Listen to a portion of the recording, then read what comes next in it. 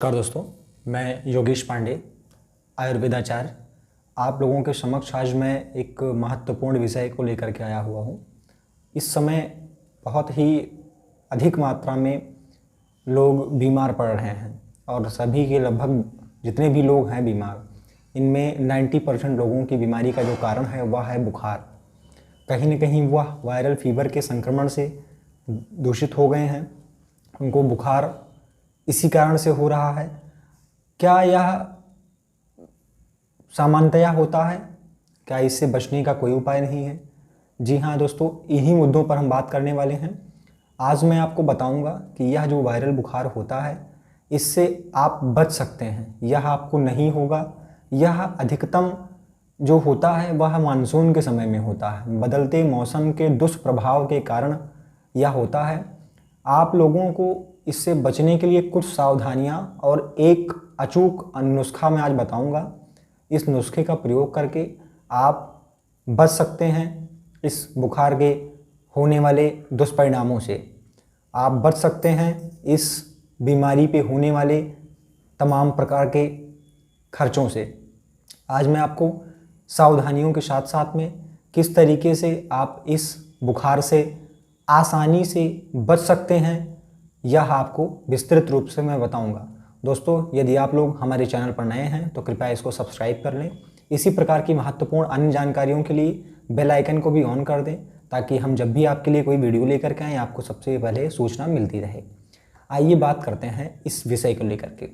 यह विषय है वायरल बुखार, यह विषय है सर्दी जुकाम, यह विषय है गले में होने वाली खराश, यह विषय है हाइपर फीवर, जो कि काफ़ी ज़्यादा दिक्कत का विषय है। अब मैं बताता हूँ आपको कि ये मौसम के दुष्प्रभाव से जो बुखार होता है, इसको किस प्रकार से आप किन सावधानियों का ध्यान रख करके आप बच सकते हैं।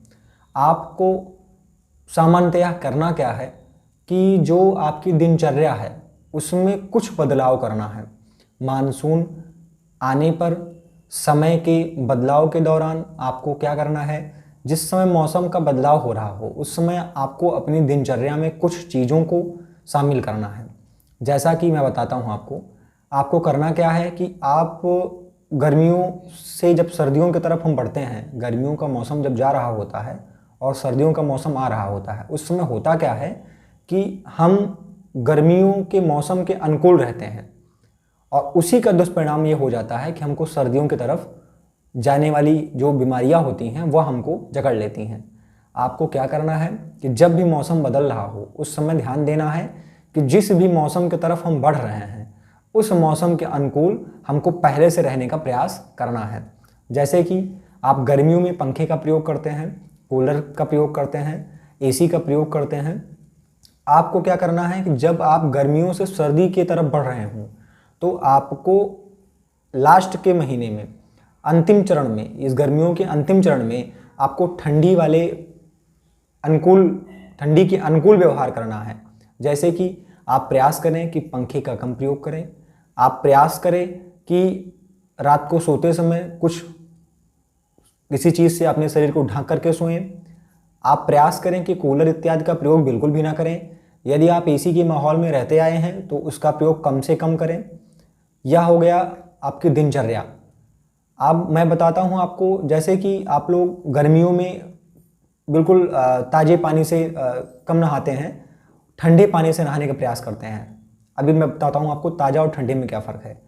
ताज़ा हो गया कि आपने नल से निकाला और आप नहा लिए। कई लोग होता क्या है कि चिल्ड वाटर से नहाना पसंद करते हैं। आपको बदलते मौसम के समय में ऐसा बिल्कुल नहीं करना है। आप प्रयास करें कि गर्म गुनगुने पानी से नहाएं। नहीं हो सकता है तो आप ताज़े पानी से नहाने का प्रयास करें। यह हो गया आपके नहाने का विषय। अभी इसके बाद में क्या करना है, आपको भोजन जब करना है उसमें मैं बताता हूँ आपको क्या खाना है और क्या नहीं खाना है। बदलते मौसम के समय में आपको ठंडी चीज़ों का सेवन बिल्कुल भी नहीं करना है। जैसा कि आप लोग देखते ही होंगे कि हम गर्मियों के समय में दही, मट्ठा इत्यादि का सेवन खूब करते हैं। फ्रिज का ठंडा पानी, ये सभी चीज़ें हमको खूब पसंद होती हैं। इन सभी चीज़ों को हमको बिल्कुल त्याग सा देना है। जब मौसम बदल रहा हो, मानसून का जाना और इधर सर्दियों का आना, इस बीच में हमको दही, मट्ठा ठंडा पानी, बर्फ़, आइसक्रीम इत्यादि का सेवन बिल्कुल भी नहीं करना है। अब आपको सेवन क्या करना है, आपको गुनगुने पानी को पीना है। आपको जो पानी पीना है वह गुनगुना होना चाहिए। भोजन आपको थोड़ा सा गर्म खाना है, ठंडा भोजन बिल्कुल नहीं करना है। यह आपके लिए अपच का कारण बन सकता है, क्योंकि बदलते मौसम के दौरान आपकी जठराग्नि कमज़ोर हो जाती है, जिसके कारण से आपके पेट में सुपाच्य भोजन को पचा पाने की क्षमता कम हो जाती है। इसी कारण से आपको भोजन गर्म करना चाहिए। अभी इसके बाद हो गया कि वह कौन सा नुस्खा है जिसके प्रयोग से आप इस बुखार से बच सकते हैं। मैं बताता हूँ आपको। यह नुस्खा है तुलसी। तुलसी संजीवनी के रूप में भी जानी जाती है। तुलसी पूजनीय है हम सभी भारतीयों के लिए, वासियों के लिए। हम सभी भारतवासी तुलसी को माँ समान मानते हैं। तुलसी में कुछ ऐसे गुण होते हैं जो हमारे लिए बहुत ही लाभकारी होते हैं। तुलसी औषधीय गुणों से भरपूर है। आपको क्या करना है, 1 लीटर पानी में तुलसी के पत्तों को उबाल लेना है। कुछ तुलसी के पत्ते हों, 40 से 50 पत्ते, इनको आपको 1 लीटर पानी में उबाल लेना है। उसके बाद में कपड़ छान कर लेना है इसका।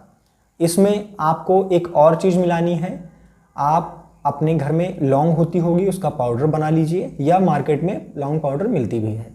1 चम्मच लौंग पाउडर इस 1 लीटर पानी में आपको डाल देना है। मिला करके आपको पूरे दिन के बीच में 3 से 4 बार करके या 5 बार करके आपको इस पूरे पानी को पी लेना है। यह हो गया आपका नुस्खा। यदि इस नुस्खे का सेवन आप लगातार महीने में 1 सप्ताह करते हैं तो आपको निश्चित तौर पर लाभ मिलेगा और इस मानसून के दौरान होने वाली तमाम प्रकार की बीमारियों से आप बच सकते हैं। यह रहा आज का हमारा विषय। यदि आपको इसमें किसी प्रकार का कोई संदेह है या आपको किसी प्रकार की और जानकारी इस विषय को लेकर के चाहिए तो आप कमेंट बॉक्स में जाकर के हमें बता सकते हैं। हम आपकी असुविधा को दूर करने का प्रयास करेंगे। बहुत बहुत धन्यवाद।